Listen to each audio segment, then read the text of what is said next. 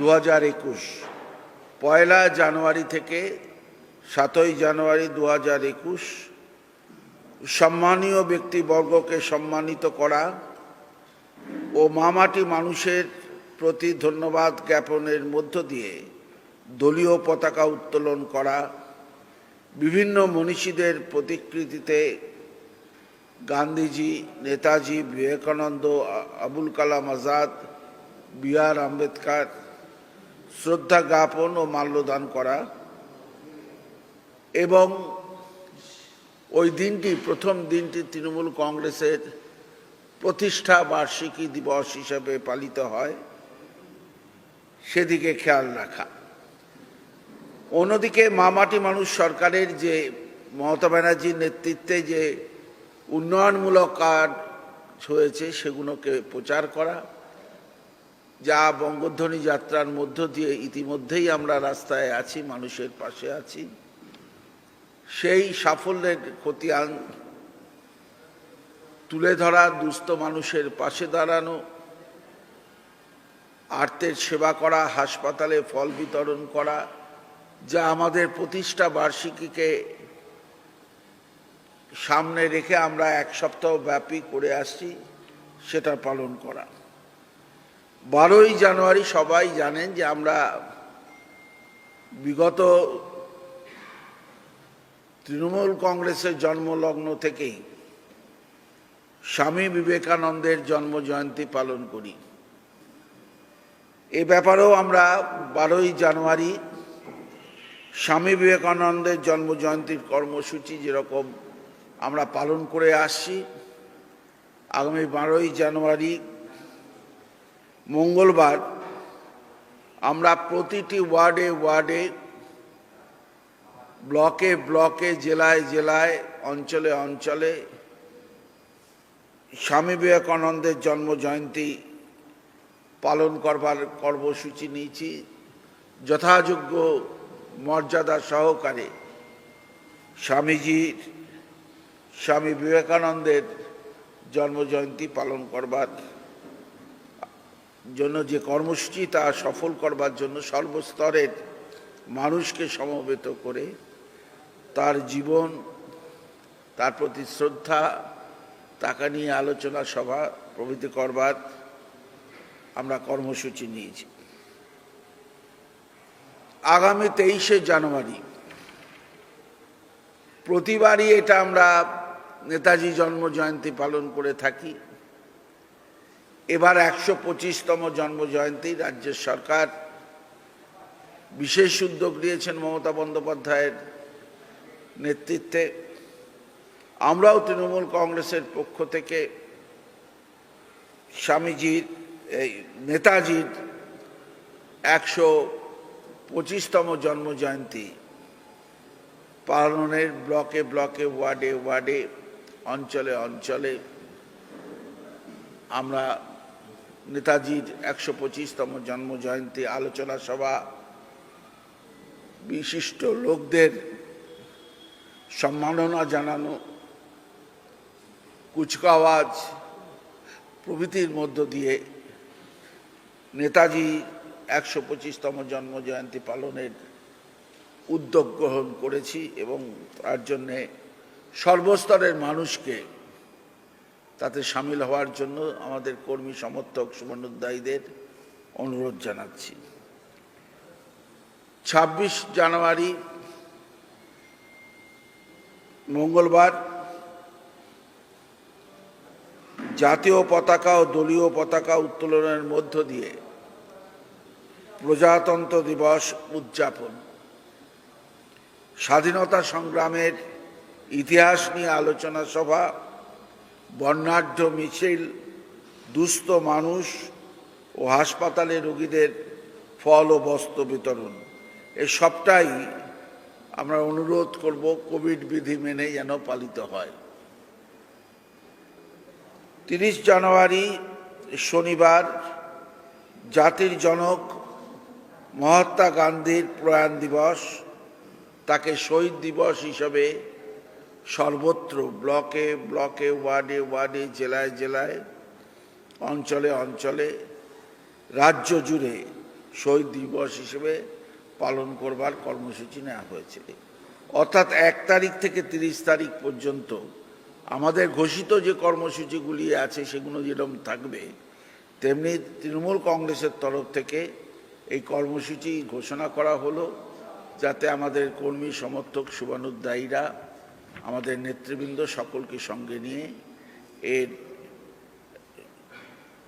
সর্বস্তরের মানুষের কাছে এই কর্মসূচি রূপায়ণের বিষয়ে প্রয়োজনীয় ব্যবস্থা নেন।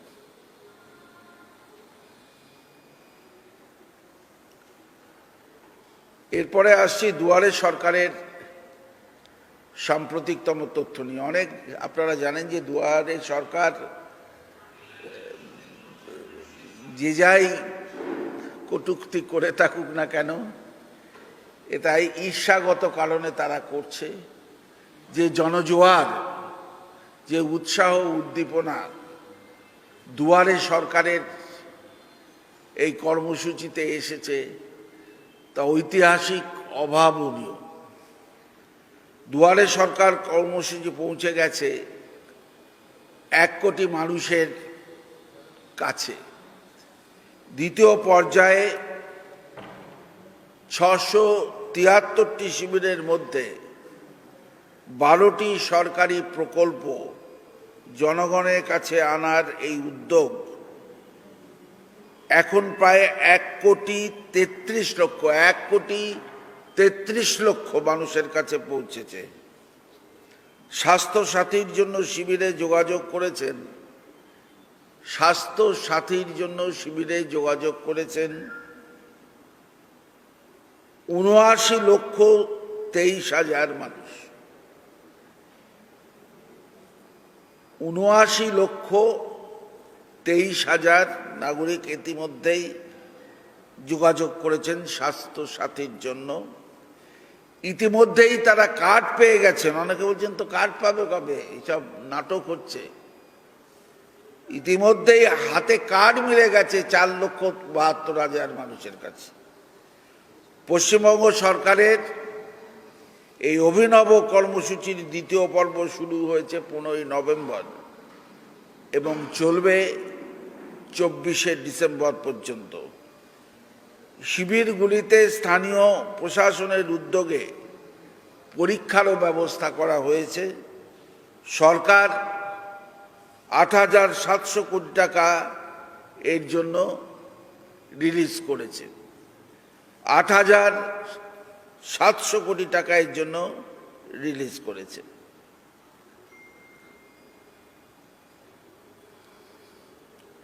আজকে সকলেই জানেন যে কিষাণ দিবস হিসাবে আমাদের প্রিয় নেত্রী মমতা বন্দ্যোপাধ্যায়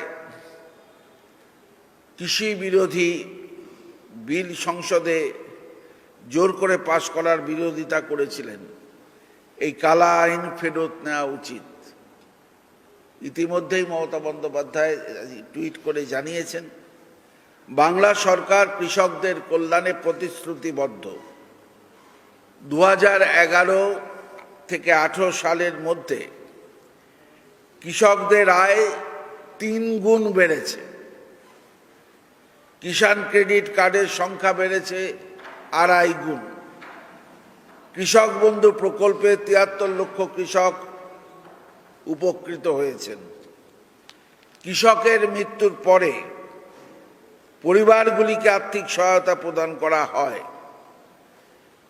কৃষি জমিতে কর মুক্ত করা হয়েছে, কর মুকুব করা হয়েছে। রাজ্য সরকার ফসল বীমার পুরো ব্যয় বহন করে। কৃষকদের অগ্রিম পেনশন হিসাবে 2,000 টাকা করে দেওয়া হয়। বাংলা, এটা মনে রাখা দরকার, সেই সমস্ত নিন্দুকদের কাছে এটা পৌঁছে দেওয়া দরকার যে বাংলা একটানা 6 বার কৃষি কর্মণ পুরস্কার পেয়েছে। বাংলার সরকার ডিবিটির মাধ্যমে কৃষকদের কাছ থেকে এমএসপিতে সরাসরি 49 লক্ষ মেট্রিক টন ধান কিনেছে। কেন্দ্র বাংলার কৃষকদের কাছ থেকে ধান সংগ্রহ করে না। যে এত বড় বড় কথা বলা হচ্ছে, কৃষকের জন্য কুম্ভীরাসু ফেলা হচ্ছে, কৃষকদের ঠান্ডার মধ্যে রেখে বাংলায় এসে কৃষক পরিবারে ঘটা করে 16 পদে খাওয়া হচ্ছে, এগুলো মানুষ সবই লক্ষ্য রাখছে, জনগণ সবই লক্ষ্য রাখছে। কৃষকদের প্রতি যে অবিচার, কৃষি বিল এনে সেই বিলের কৃষক হত্যা করবার, কৃষকের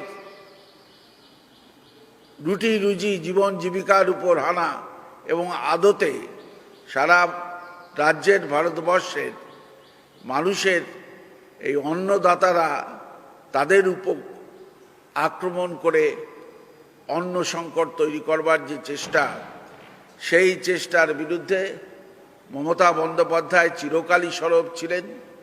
তার 26 দিনের অনশন, তার 15 দিনের ধর্না, জমি কৃষকদের হাত থেকে কেড়ে নেওয়ার বিরুদ্ধে তার সংগ্রামী মনোভাব, তার ত্যাগ, তার জীবনের ঝুঁকি রেখে কৃষকদের পাশে দাঁড়ানোর ইতিহাস আজকে বিশ্বের কাছে এক উদাহরণস্বরূপ। আজকের এই কৃষক দিবসে আমাদের প্রিয় নেত্রী তিনি জানিয়েছেন, আজ কৃষক দিবস, আমরা আমাদের কৃষক ভাই বোনদের জন্য গর্বিত। তাদের কঠোর পরিশ্রমের ফলে আমরা প্রতিদিন খাবার খেতে পারি এবং ফসল উৎপাদিত হয়। কৃষি উন্নয়নে আমাদের নিরন্তর প্রচেষ্টার ফলে 2011 সাল থেকে পশ্চিমবঙ্গের কৃষকদের আয় বেড়েছে 3 গুণ। রাজ্য সরকার ফসল বীমার পুরো ব্যয় বহন করে। কৃষক বন্ধু প্রকল্পের মাধ্যমে আমাদের প্রতি বছর একর প্রতি 5,000 টাকা নগদ সহায়তা করা হচ্ছে। আবার বলছি, প্রতি একর পিছু। এখানে কেন্দ্রীয় সরকারের হয়ে যারা গুণগান গাইবার চেষ্টা করছেন, তারা যে কত বড় কৃষক প্রেমী তা বোঝাই যায়। এই সমস্ত মেকি কথাবার্তা বলে কোনো লাভ নেই। কৃষকদের পাশে দাঁড়িয়েছেন মমতা বন্দ্যোপাধ্যায় এবং দাঁড়িয়ে আছেন, থাকবেনও। আমরা মৃত্যুকালীন সহায়তা দিই 2 লক্ষ টাকা। এই প্রকল্পের আওতায় প্রায় 73 লক্ষ কৃষক এবং ভাগ চাষি উপকৃত হয়েছেন। তারা তাদের উৎপাদনের ন্যায্য দাম পাবে তা নিশ্চিত করবার জন্যে আমরা তাদের উৎপাদিত ফসল কিনে নিই এবং বিশেষভাবে সংগঠিত শিবিরগুলি থেকে এমএসপির মাধ্যমে, অর্থাৎ মিনিমাম সাপোর্ট প্রাইস, যেটা নিয়ে আমাদের কৃষকরা আন্দোলন করছে সর্বত্র, বেশি দামে, সেইটার থেকেও বেশি দামে আমাদের ব্যাংক অ্যাকাউন্টের মাধ্যমে তাদের সরাসরি প্রদান করি। আমরা কৃষি জমিতে কর ও মিউটেশন ফি মকুব করে দিয়েছি। আমরা সামনের দিনগুলিতে কৃষকদের জন্য যথাসাধ্য চেষ্টা করব এবং নতুন ফার্ম অ্যাক্টের বিরুদ্ধে, আবার বলছি, নতুন ফার্ম অ্যাক্টের বিরুদ্ধে আমাদের আন্দোলনে যারা আন্দোলন করছেন তাদের পাশে আমরা আছি। আমরা তাদের প্রতি শুভকামনা জানাই।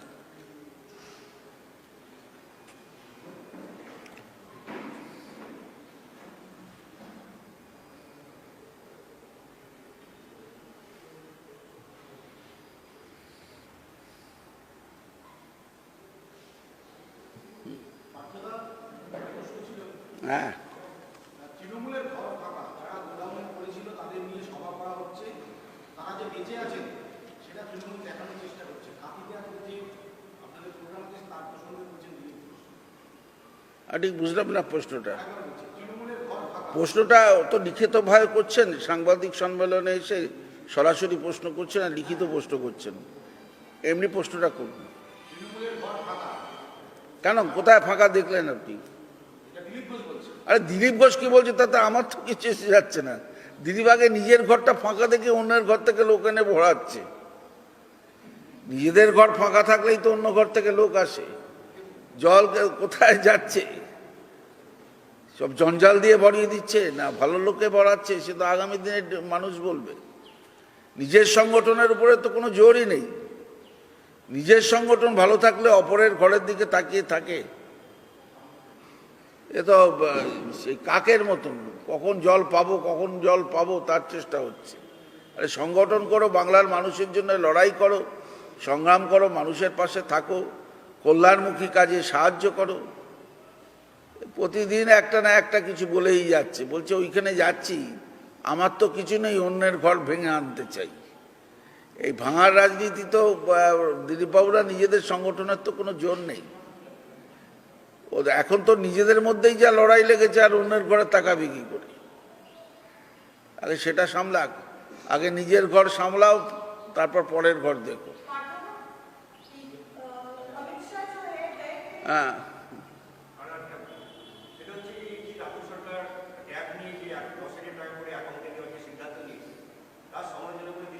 কি ট্যাব? হ্যাঁ, ট্যাব।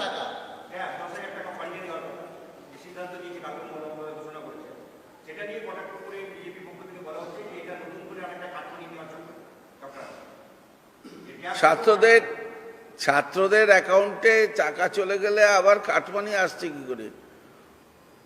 ওরা সব কিছুতেই কাট দেখে। আর আমি বলছি ভাই, এত কাট দেখো না, বিজেপি তুমি বাংলা থেকে কাট।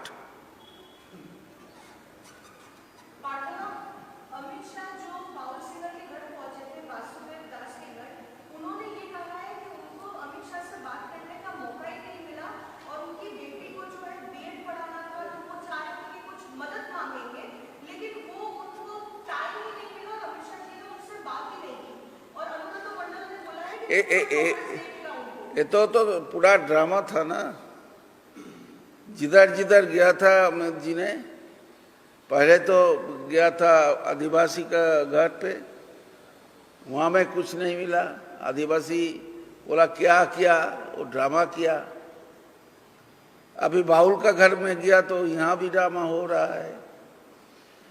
उसका गान सुना, लेकिन उसका मन की बात नहीं सुना।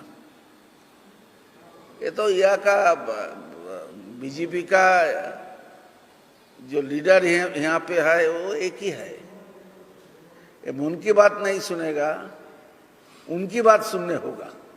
ये बाहुबली नीति है।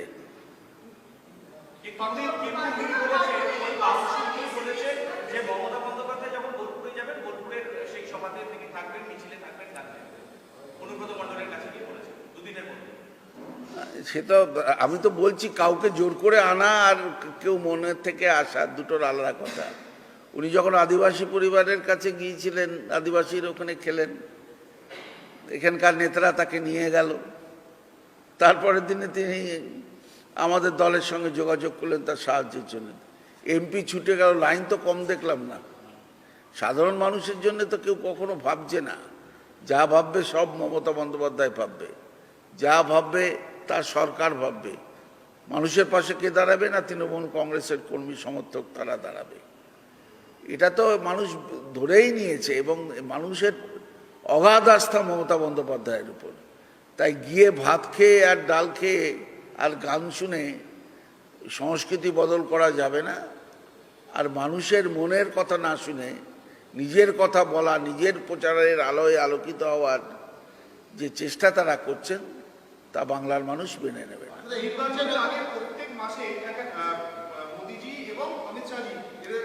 তা আসলে তা আমাদের কি করার আছে? এ তো মহা মুশকিল। এই সাংবাদিক বৈঠকটা কাদের? তা তৃণমূল কংগ্রেস। আপনারা খালি প্রশ্ন করছেন ও আসবে, এ আসবে, ওটা ওদের সবাই গিয়ে জিজ্ঞাসা করুন। কে আসবে, যে আসুক আসুক। বাংলার আইন শৃঙ্খলা এতই ভালো যে বারবার আসতে হচ্ছে। অন্য জায়গায় তো যেতে পারে না, এই জায়গায় আসুক। যে আসবে সে আসুক, তাতে কি এসে যায়? অবারিত দ্বার।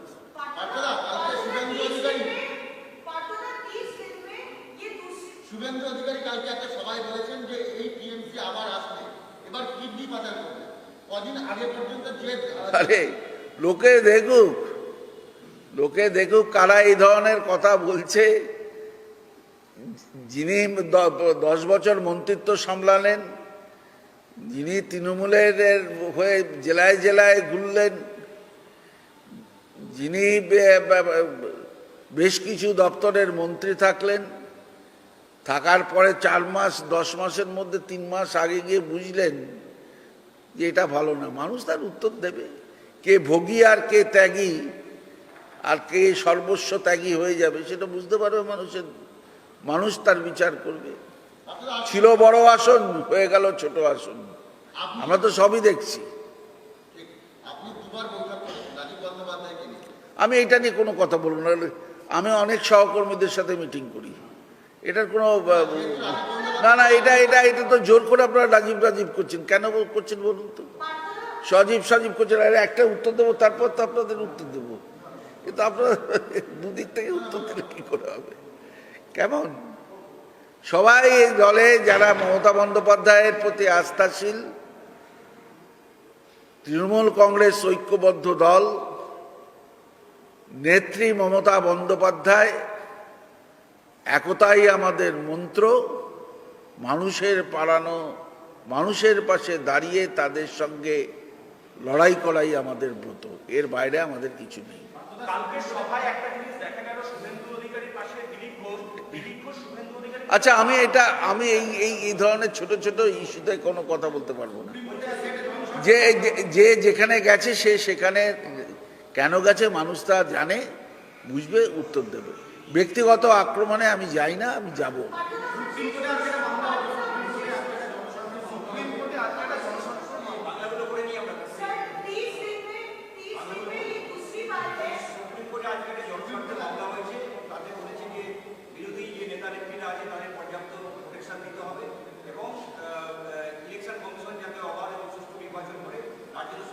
সব রকম চেষ্টা করছে তো, সব রকম চেষ্টা করছে, সব রকম মিথ্যা অপপ্রচার, যা বাস্তবের সঙ্গে কোনো সম্পর্ক নেই, তাই তারা করে চলেছে। এবং আমরা মনে করি যে এই ধরনের অপপ্রচার তারা যত করবে, মিথ্যার বেশাতে একটি রাজনৈতিক দল, তারা নিজেদের শক্তিতে নয়, কেন্দ্রের বলে বাহুবলী হয়ে নানা ধরনের অপপ্রচারে নেমেছে। এবং দুঃখের কথা যে মিডিয়াও সেই ধরনের কথাগুলোকে কোনো মিডিয়া প্রচার করছে তার বাস্তবতা না দেখে। এটা আমাদের কাছে খুব পরিতাপের বিষয় বলেই মনে হচ্ছে।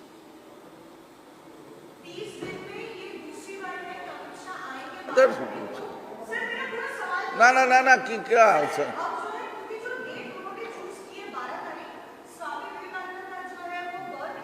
आ जाइए। इतना दिन किधर था, इतना दिन किधर था? इतना दिन तो नहीं था। इतना दिन तो स्वामी विवेकानंद का बात नहीं बोला।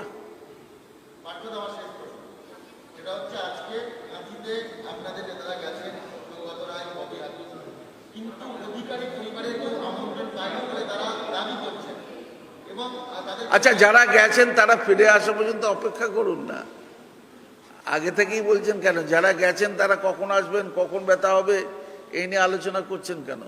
তৃণমূল কংগ্রেসের ডাকের এই সভা কাঁথিতে আমাদের নেতারা গেছেন, আমাদের সহকর্মীদের ডাকে, আমাদের তৃণমূল কর্মীদের ডাকে, সুতরাং তারা ফিরে আসুন।